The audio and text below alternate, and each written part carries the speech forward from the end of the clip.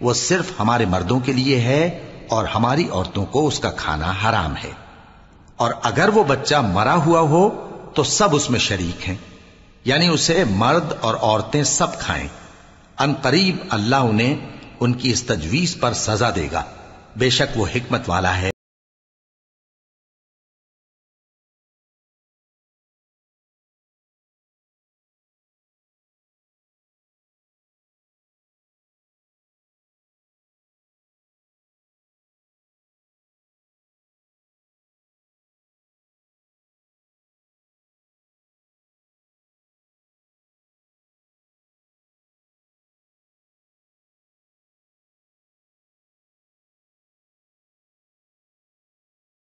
بے وقوفی سے، ناسمجھی سے قتل کیا اور اللہ پر افترا کر کے اس کی عطا فرمائی ہوئی روزی کو حرام ٹھہرایا، وہ گھاٹے میں پڑ گئے، وہ بلا شبہ گمراہ ہیں اور ہدایت یافتہ۔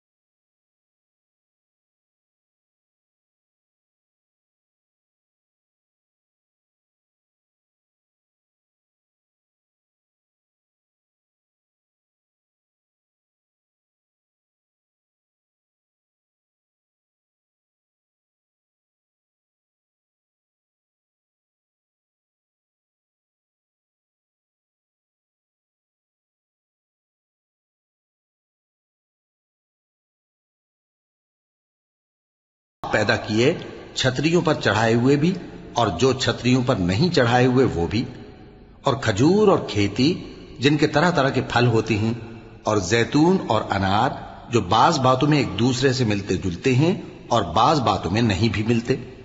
جب یہ چیزیں پھلیں تو ان کے پھل کھاؤ، اور جس دن پھل توڑو اور کھیتی کاٹو تو اس کا حق بھی اس میں سے ادا کرو، اور بیجا نہ اڑانا کہ اللہ بیجا اڑانے والوں کو دوست نہ۔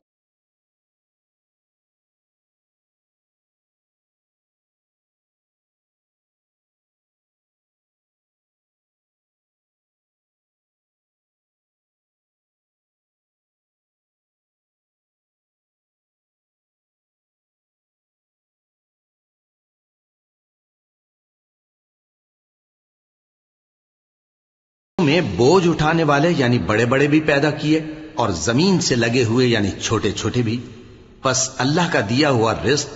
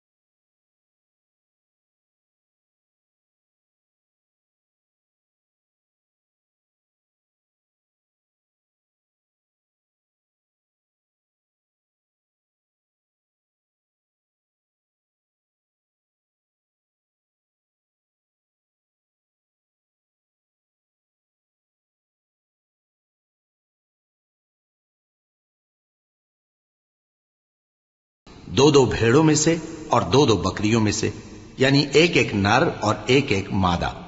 اے پیغمبر ان سے پوچھو کہ اللہ نے دونوں کے نروں کو حرام کیا ہے یا دونوں کی ماداؤں کو، یا جو بچہ ماداؤں کے پیٹ میں ہے اسے؟